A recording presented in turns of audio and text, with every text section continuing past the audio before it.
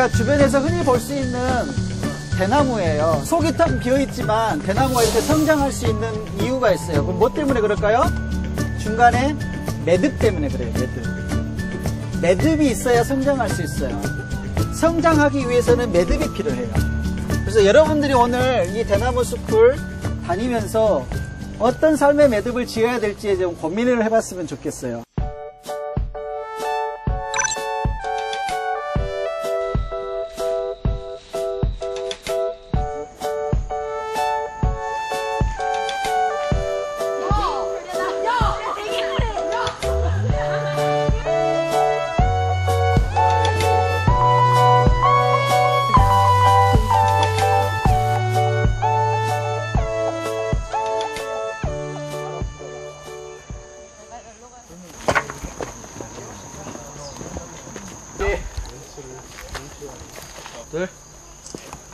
안녕하세요. 저는 배영고등학교 천지개복의 회장직을 맡고 있는 남상민이라고 합니다. 전 처음에 여기 왔을 때는 그냥 동아리차 해가지고 그냥 따라온 것 같은데 막상 오고 나니까 뭐 여기 공기도 좋고 막 좋고 그 다음에 아까 하신 강혜원 선생님의 말씀도 좋고 해가지고 참 많은 걸 얻고 가는 것 같습니다. 여기는 원림이라고 합니다. 원림은 자연을 훼손하지 않는 상태에 있는 그대로를 가지고 적용을 해가지고 집을 짓고 사는 것이에요. 원림하고 좀 비슷한 것이 뭐죠? 정원은 울타리 안에 인위적으로 조성한 것이 정원이에요. 원림하고 좀 다르죠. 근데 그 양산버가 왜 세상에 나가지 않고 이런 경치 좋은 곳에 와서 들어와서 살 수밖에 없었는가? 당시 시대 상황을 좀 볼 필요가 있어요. 저 서영여고 다니는 2학년 유이라고 합니다. 안녕하세요. 네, 되게 소생어 설명도 그렇고 되게 자세하고 세밀해서 뭔가 많이 느끼고 가는 것 같아요.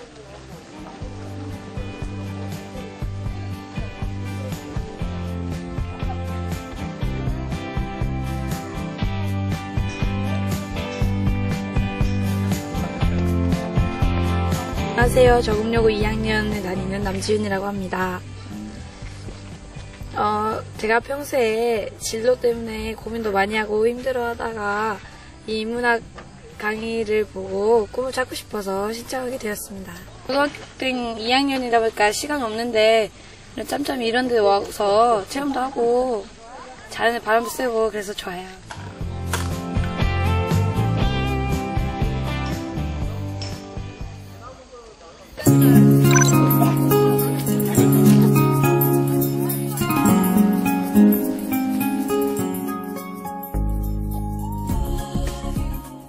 우리가 흔히 갈 수 있는 그런 여행지를 통해서 그런 문화재를 통해서 내 삶에 어떻게 적용시켜 갈 것인가에 대한 질문을 던지고 거기에 대한 답을 찾았으면 좋겠어요.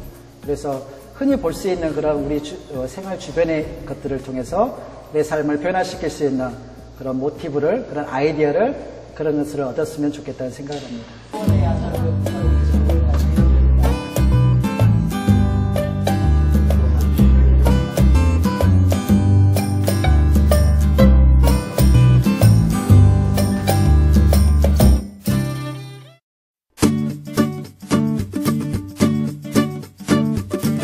고사성어는 작지만 그 안에 담겨져 있는 내용은 너무너무 놀라운 내용들이 있고 또 쉽게 그 내용을 연상하기가 쉬워요. 그래서 그 고사성어를 통해서 청소년들이 살아가면서 꼭 좀 이것 좀 배웠으면 좋겠다. 인간다움이라는 이야기를 시작으로 이제 인문학이 시작이 됩니다. 그러다가 중세로 넘어가서 페트라르카라는 사람이 스투디아 후마니타스를 했고 인간답게 사는 게 뭘까? 라는 질문을 던지고 그 답을 찾다 보니까 이제 인간을 연구하는 학문으로 발전을 하게 됩니다.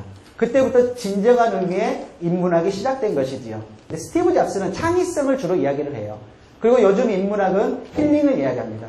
근데 인문학이 처음 시작했을 때는 탁월함을 이야기했어요. 탁월함. 어떻게 탁월한 인생을 살 것인가에 대해서 인문학이 시작되었다는 거죠. 근데 여러분의 삶 속에서 물론 탁월함을 추구해야 되겠지만 고등, 청소년 시기에서 인문학을 어떻게 접근하고 어떻게 이해해야지 내 삶을 풍성하게 살 수 있을까라는 측면으로 접근했으면 좋겠다는 생각이 들어요. 오늘은. 한자로 풀어오면 이렇게 돼요. 자, 이 한자가 무슨 글자죠? 사람, 인. 이건요? 그럴문, 이건 배울하. 그래서 인간에 대해서 배우는 학문이에요. 인간의 본성을 탐구하는 학문. 그게 곧 인문학인 거죠. 인간의 존재, 인간의 마음, 생각과 행동, 꿈과 소망, 관계를 모든 대상들에서 탐구하는 학문이 곧 인문학인 것이에요. 그러니까 인문학이 말이 인문학 하니까 어렵게 느껴지지만 여러분이 관계를 맺고 있는 그런 것들을 좀 더 깊게 생각하는 게 전부 다 인문학이라는 것이죠. 그러니까 어렵게 생각할 필요는 전혀 없다라는 것입니다. 근데 인문학은 처음 시작할 때 어떻게 이야기했죠? 답을 제시해주지 않는다고 했잖아요. 자기 스스로에게 질문을 던지고 거기에 대한 답을 찾는 과정에서 인문학이 이제 성숙되어져 가는 거예요.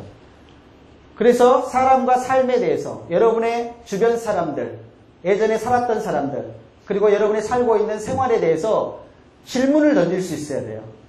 그래서 청소년 시기에 나는 누구인가에 대한 질문을 어떻게 찾을 수 있을까라는 고민을 하다가 저는 그것을 꿈이라고 생각했어요. 꿈.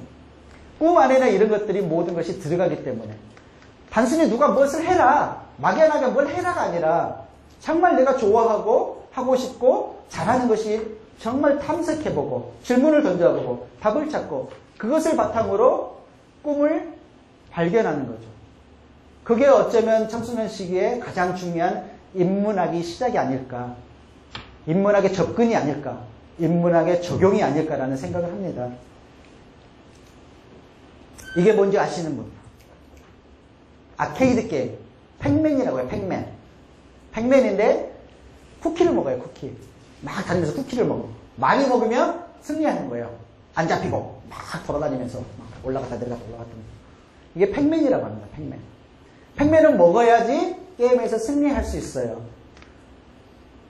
우리 인간도 그런 것 같아요. 뭔가를 먹어야 되는 거죠. 그걸 먹는 게 꼭 입으로 먹는 것뿐만 아니라 성취하는 거. 배움도 먹는 거죠. 얻는 거죠.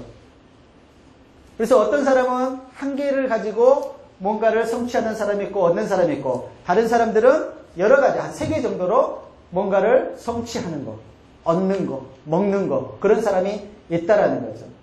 그런데 한번 보세요. 이 3개의 팩맨이 무질서하게 놓이면 별다른 의미가 없습니다. 그런데 이 3개의 팩맨이 균형을 잡고 온전히 자리를 잡으면 놀라운 일이 발생을 합니다. 뭐가 보입니까? 삼각형이 원래 있는 거예요? 없는 거예요? 원래는 없는 거예요. 이게 카니자의 삼각형이라고 해요. 이탈리아 수학자 카니자라는 사람이 만든 거예요. 보는 사람의 눈에만 보여요. 눈에 보이지 않지만 분명히 가상의 생각 안에 떠오르는 것이 있다라는 거죠. 그게 과연 뭘까요? 그게 저는 꿈이라고 생각합니다. 꿈. 우리나라는 꿈이라고 하지만 미국 쪽에서는 비전이라는 이야기를 많이 합니다. 비전. 미국에서 이야기하는 꿈은 비전하고 동격이에요. 근데 우리나라에서 이야기하는 꿈은 조금 성격이 다른 것 같아요. 그냥 바람, 희망사항, 그것을 꿈이라고 하잖아요. 근데 비전은 그렇지 않아요. 비전은 선명하게 떠오르는 시각이에요. 시각. 선명하게 떠오르는 마음속에, 예를 들어 내가 뭐 의사가 되겠다 그러면은 의사가 되겠다라는 건 희망사항이잖아요. 그죠? 그건 꿈이잖아요. 근데 비전은 뭐냐면은 내가 의사가 되어서 환자를 치료하는 모습이 마음속에 선명하게 떠오르는 것. 그게 곧 비전인 거예요. 현실은 아니지만 가상의 공간 속에서 선명하게 떠오르는 그런 시각적인 그림, 카니자의 삼각형처럼 떠오르는 것. 그게 곧 비전이라는 거죠.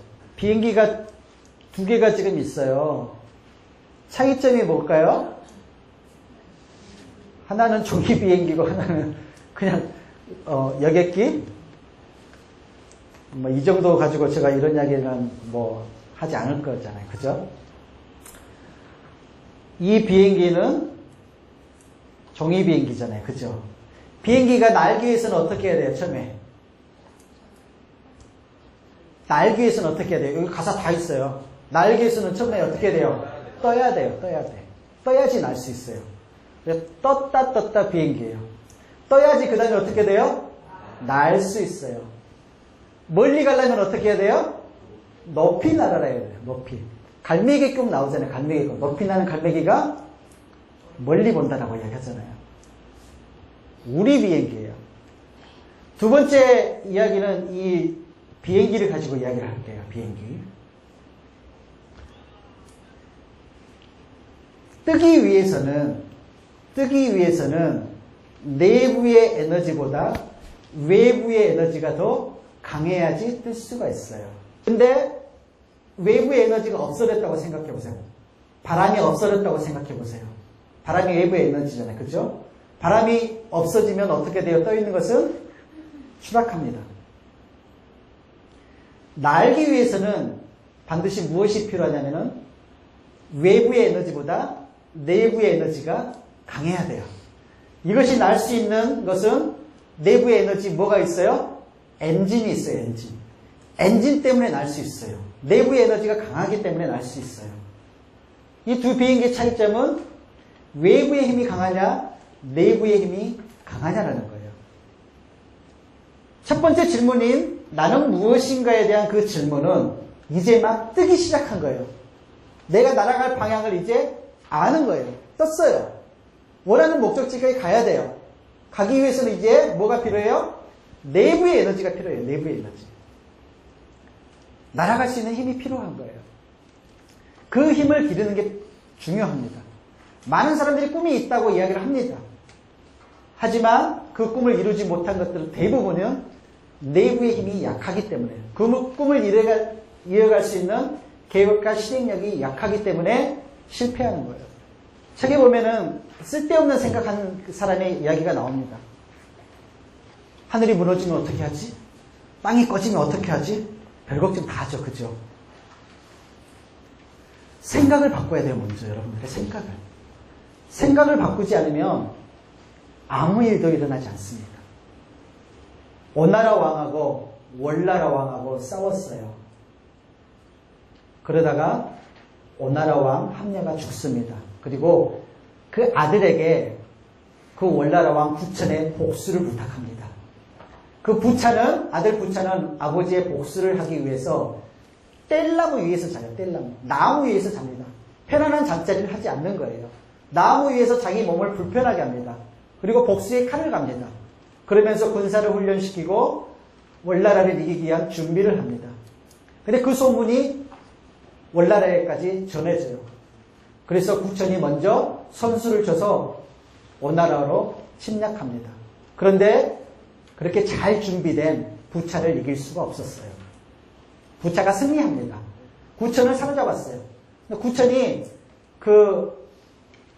부차의 부하에게 이간질을 시켜가지고 자기를 살려달라는 이야기를 해요. 그런데 살려주면 안 된다고 함에도 불구하고 부차는 구천을 살려줍니다. 구천은 자기 나라 시골로 들어갑니다. 그리고 쓸개를 달아놓고 그 쓸개를 핥으면서 다시 복수의 칼을 갑니다. 그리고 결국에는 구천이 부차를 죽이고 승리하게 됩니다. 이것은 그 와신상담의 일화인데요. 여기서 이야기하는 것은 뭐냐면요. 목표를 이루기 위해서는 자신을 조금 불편하게 할 필요가 있다는 겁니다. 지금까지 해왔던 똑같은 방식으로는 목표를 이루어가기가 힘들어요. 조금 불편해야 돼요. 책 읽으려면 어떻게 합니까?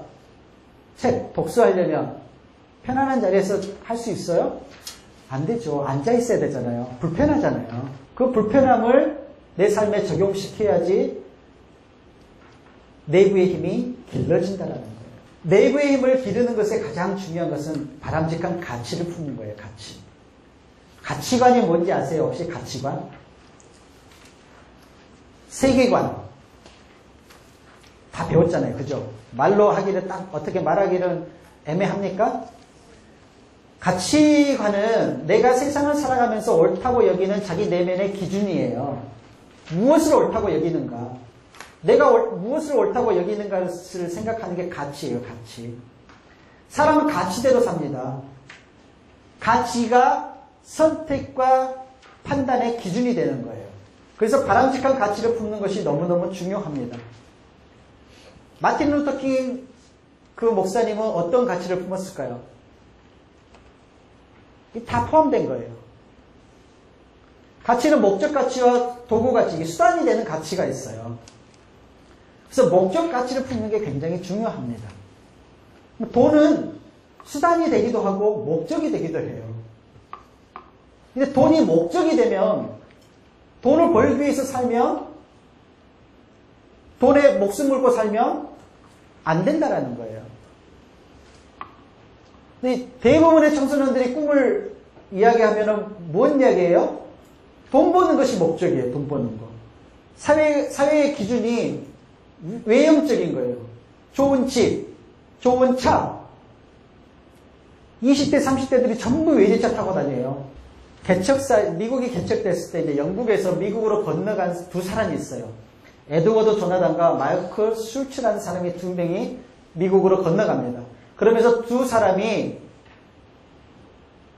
목적을 어떻게 살 것인가에 대한 고민을 하면서 에드워드 조나단은 이렇게 생각합니다. 가치 있는 삶을 살기 위한 5가지 결의를 합니다. 첫 번째, 사는 동안 최선을 다한다. 할 수 있는 한 가장 유익한 방법으로 살고 이 방법이 아니면 한순간도 낭비하지 않는다. 세 번째, 경멸하는 것이나 비천하게 생각되는 것은 절대로 하지 않는다. 넷째, 복수심 때문에 어떤 일을 하지 않는다. 다섯째, 생명이 끝나더라도 해서는 안 될 일을 하지 않는다라는 가치 덕목을 세웁니다. 그리고 이것을 실천하려고 반드시 실천하겠다는 의지로 살아갑니다. 다른 한 사람, 마르크 슐츠라는 사람이 있었어요. 이 사람은 돈을 많이 벌어서 자식에게 가난 없이 살게 해줬다라는 그런 목적을 갖습니다. 그리고 술집을 차려요. 그리고 술집을 하고 난 뒤에 얼마 뒤에는 주먹계의 대부가 됩니다. 주먹계의 대부가 돼요. 그러면서 많은 돈을 봅니다. 참고로 에드워드 조나단은 목사님이셨어요. 150년이 지나서 어느 대학에서 이 후손들이 어떻게 사는지를 조사해서 추적해봤어요. 과연 그렇게 두 사람이 그렇게 마음의 결단을, 가치를 품고 살았는데 그 후손들이 어떻게 살까라고 조사를 해보니까 이런 결과가 나왔습니다. 에드워드 조나단의 후손들은 이래요.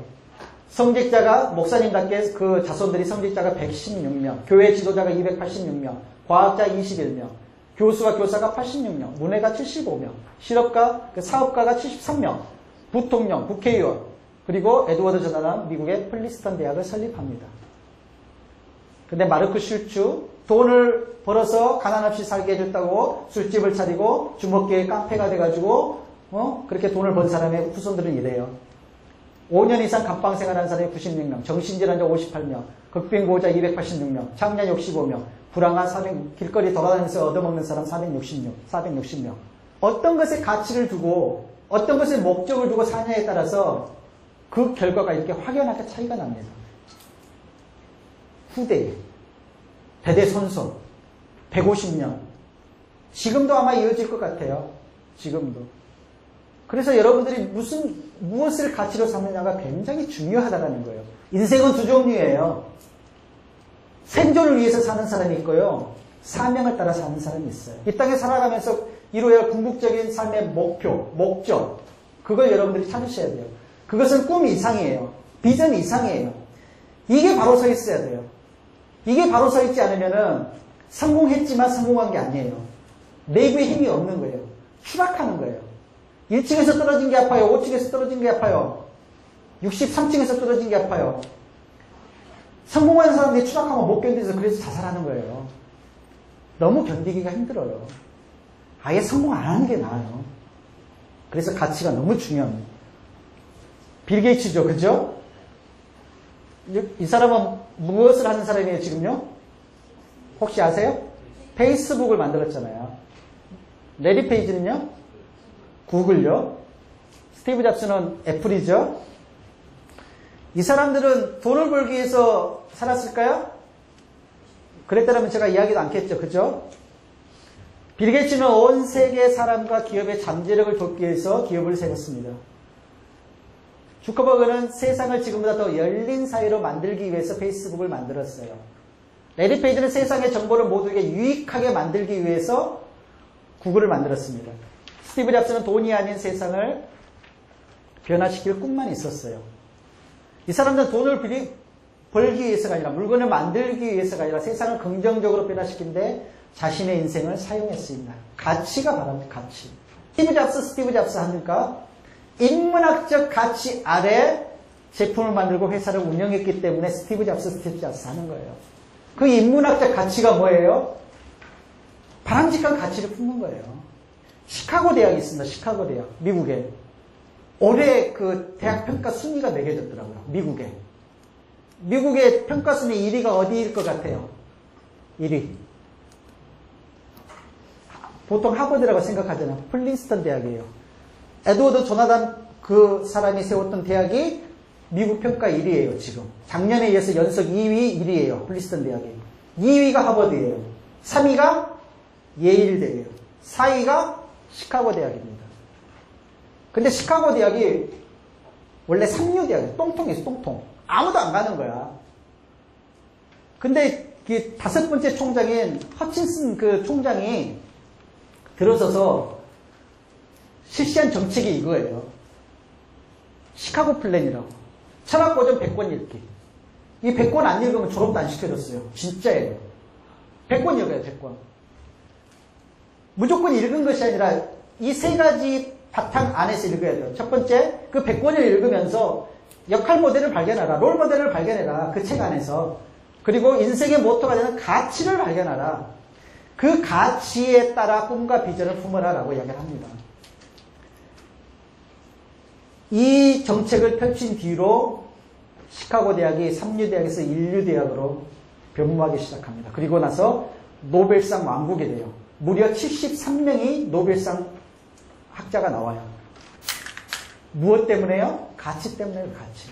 이 철학고전이 인문학이잖아요. 철학고전이 인문학이잖아요. 인문학 서적을 읽고 가치를 발견하고 그 가치에 따라서 꿈과 비전을 품었더니 그렇게 삶이 달라졌다는 겁니다. 인생의 모토가 된 가치 발견, 그 가치의 꿈과 비전을 품는 게 희망이에요. 청소년의 미래 희망이다, 희망이다가 그래서 희망이 한 것이 아니라 인생의 모토가 되는 가치를 발견하고 그 가치 위에 꿈과 비전을 품었을 때 희망인 거예요. 내부의 힘을 키우는 거예요. 정의 비행기 되지 마세요. 하루아침에 잘 나간다고 그게 중요한 게 아니에요. 내부의 힘을 써서 바로 추락합니다. 가치를 발견하는 게 너무너무 중요합니다. 여러분들 오늘부터 머리띠 딱 쓰고 가치 딱 머리에 쓰고 찾으세요. 책 읽으면서 찾으세요. 저는 꿈이 없는 사람의 꿈을 심어주고 동기부여하는 게 꿈이에요. 사명이에요. 그 가치 살아요. 지금 세계은행 총재가 우리나라의 김용이라는 분이에요. 다트머스 그 총장도 했어요. 이 사람이 그런 이야기를 합니다. 나는 지금까지 뭘 되려고 해서 산 적이 없다. 아픈 사람을 치료해주는 그런 마음이 강렬하다 보니까 의사가 되었고, 정말 바람직한 가치를 품는 학생들을 가르치고 싶다 보니까 총장이 되었고, 가난한 사람을 돕기 위해서 일하다 보니까 세계은행 총재가 되었다라고 이야기합니다. 가치에 따라 살았다는 거죠. 꿈 이야기하면 무엇이 되는 것만 이야기합니다. 치과 의사요? 의사요? 변호사요? 판사요? 선생님요? 근데 우리 사회가 왜 안 변해요? 무엇이 되고자 하는 꿈만 있었기 때문에 그래요. 무엇이 되어서 어떻게 살 것인가에 대한 고민을 안 해요. 인문학이 추구하는 질문 두 번째가 뭐예요? 어떻게 살아갈 것인가? 의사가 돼서 어떻게 살아갈 것인가? 선생님이 돼서 어떻게 살아갈 것인가? 간호사가 돼서 어떻게 살아갈 것인가? 그거에 대한 고민을 안 하는 거예요. 되는 것이 먼저예요. 선생님 됐어, 땡! 9살 인생에 보면 9살짜리 연민이가 선생님을 보고 이렇게 해요. 월급기계라고, 월급기계. 월급만 받아보면 기계라고 해요. 9살짜리 눈에 비친 선생님의 모습이에요. 우리의 현실은 안 그렇겠지만. 무엇이 되고자 하는 것만 품었기 때문에 어떻게 살아갈 것인가에 대한 고민을 안 했기 때문에 그런 문제가 발생하는 거예요. 어떻게 살아가느냐의 질문은 그거예요. 무엇이 되려고 살지 마세요. 무엇이 되려고 하는 것은 마음먹으면 됩니다. 진짜 됩니다. 어떻게 해서는 책 내겠다고 생각하면 작가 될 수 있어요. 내 돈 내서 하면 되니까. 자기 출판해서. 내 돈 내서 책 내면 작가 돼요. 그게 중요한 건 아니잖아요. 가치가 중요하잖아요. 어떻게 살아갈 것인가는 가치예요, 가치. 자, 그러면은 이제 세 번째 질문으로 갈게요. 그럼 어떻게 창조적인 삶을 살아갈 것인가? 어떻게 탁월한 인생을 추구하며 살 것인가에 대한 질문. 그 답은 그거예요. 가치에 따라 하고 싶은 일을 찾는 거예요. 하고 싶은 거. 하고 싶은 게 있으면 잘하게 되고 열정이 쏟아붓게 되어 있습니다. 1960년도부터 20년간 조사를 했어요. 직업 선택에 따른 부의 축적 여부예요. 아이비리그 대학 졸업이에요. 하버드, 프린스턴, 에일대. 그런데 졸업생들 대상 1,500명을 대상으로 조사를 한번 해봤습니다. 이거예요. 월급이 많고 승진이 빠른 직장을 원하냐? 하고 싶은 일을 할 수 있는 직업을 원하냐? 두 가지를 질문했어요. 83%가 월급이 많고 승진이 빠른 직장을 원했어요. 그리고 하고 싶은 일을 하는 사람이 17%였어요. 근데 20년 뒤에 100만장자가 101명이 나왔는데 신기하게도 하고 싶은 일을 하는 사람이 100명, 한 명이 월급이 많고 승진이 빠른 직장을 선택한 사람이 한 명이었어요. 가치가 중요하다고 했잖아요. 가치는 둘째 치고 경제적으로 부유하게 살고 싶다라고 선택할 때, 직업을 선택할 때 무엇을 선택해야 될까요? 워렌 버핏이 이야기했어요. 돈이 벌어줄 것 같은 일을 선택하지 말고 자신이 좋아하는 일을 하십시오. 나는 운 좋게도 좋아하는 일을 일찍 발견할 수 있었습니다. 대학에서 강연하는데 어떤 여학생이 질문을 해요. 어떻게 그렇게 돈을 많이 벌 수 있었습니까? 라고 질문하니까 이 대답을 하는 거예요. 여러분, 하고 싶은 일이 뭔지를 찾으세요. 그것이 나는 누구인가에 대한 답이에요. 나는 누구에 대한 질문이 하고 싶은 일을 찾는 거. 그거예요. 인문학의 이야기를 많이 해서 스티브 잡스가 이야기가 많이 나옵니다. 하고 싶은 일은 그러면 어떻게 찾을 수가 있을까요? 하고 싶은 일. 머릿속으로 백날 생각해 보세요. 하고 싶은 일이 찾아지나? 안 찾아져요. 해봐야 돼요. 스티브 잡스가 그런 이야기를 했어요. 나는 믿음이 있는 곳에 점을 찍었다. 그리고 그 점을 혼신의 힘을 다해 이었더니 지금 이 자리에 서게 되었다라고 이야기합니다. 믿음이 있는 것에 점을 찍었다는 것은 하고 싶은 일에 도전을 했다라는 거예요. 시도했다라는 거예요. 불가항력 같지만, 도저히 안 될 것 같지만 해봤다라는 거예요. 인문학으로 자기 삶을 변화시키고 내부의 힘을 기를 수 있는 가장 좋은 게 독서입니다. 독서. 위편 3절이란 사자성어가 있죠. 공자가 예전에는 가죽끈으로 엮었잖아요. 대나무를. 죽간이라 그래가지고 대나무를 가죽끈으로 해가지고 글을 읽었어요. 그 가죽끈이 3번이 끊어질 정도로 글을 읽었다라는 거예요. 독서만큼 삶을 변화시키는데 가장 유용한 도구는 없습니다. 시간과 공간을 초월해서 할 수 있는 게 독서예요. 저도 어쩌면 독서가 지금의 저 삶을 있게 해줬어요. 책 읽고 글 쓰는 게 너무 재미있으니까, 좋으니까. 제가 이렇게 글을 쓸 수 있었던 것은 책이에요, 책. 읽을 때 어떻게 읽어야 돼요? 책을. 저자의 의도를 찾고, 그 의도를 내 삶에 적용시키고, 삶의 변화까지 일으킬 수 있도록 실천해야 돼요. 그랬을 때 내부에 힘이 생겨요. 날아갈 수 있는 힘이 생겨요. 높이 날 수 있어요. 멀리 갈 수 있어요. 떴다 비행기, 날아라, 마지막에 뭐예요? 우리 비행기잖아요. 가치는 우리 비행기 만드는 거예요. 바람직한 목적은 우리 비행기 만드는 거예요. 내 비행기가 아니라, 나 혼자 잘 먹고 잘 사는 것이 아니라, 나를 통해서 누군가가 도움이 되고 누군가에게 선한 영향을 끼칠 수 있는 게, 그게 우리 비행기예요. 그게 바람직한 가치인 거예요. 그것을 어디서 찾으라고요? 독서에서 찾으라고요. 시카고 대학에 왜 그렇게 인류에서 지금 대학평가 4위까지 올라갔어요? 독서예요, 독서. 결국은 독서예요. 좋은 책 읽는 거예요. 어떤 책이든 거기에서 배울 점 발견하고 내 삶에 적용시키고 실천하는 거. 그게 중요한 거예요. 마지막입니다. 퀴즈를 한번 낼게요. 세상에서 제일 맛있는 감은 뭘까요? 넌센스입니다. 참고로. 세상에 제일 맛있는 감. 수원에 가서 물었더니 어떤 학생이 씩씩하게 손을 딱 들고 막, 선생님! 뭐예요? 쾌감요? 그러더라고. 세상에서 제일 맛있는 감은 자신감입니다. 그러면 세상에서 제일 맛없는 감은 뭘까요? 열등감입니다. 여러분들이 하고 싶은 거 자신있게 사십시오. 열등감은 남하고 비교하는 거예요. 너무 우리 비교에 익숙하잖아요. 그죠? 비교 당하지 마세요. 여러분은 여러분입니다. 주변에서 어떤 이야기를 하든 여러분들이 첫 번째 나는 누구인가, 어떻게 살아갈 것인가, 거기에 대한 가치, 내부의 힘을 가지고 그것을 발견했다라면 여러분들이 하고 싶은 일, 원하는 일 꿋꿋이 나가십시오. 너가 그렇게 해서 그 꿈을 이룰 수 있을 것 같아?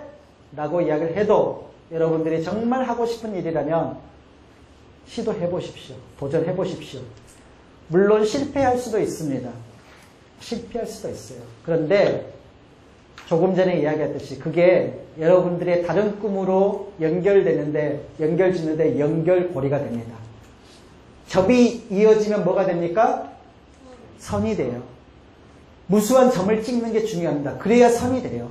그 점을 시도하고 도전하는 거예요. 남 눈치 보지 않고 여러분들이 하고 싶은 거에 도전하는 게 점이 됩니다. 그 점이 이어져서 선이 되는 거예요.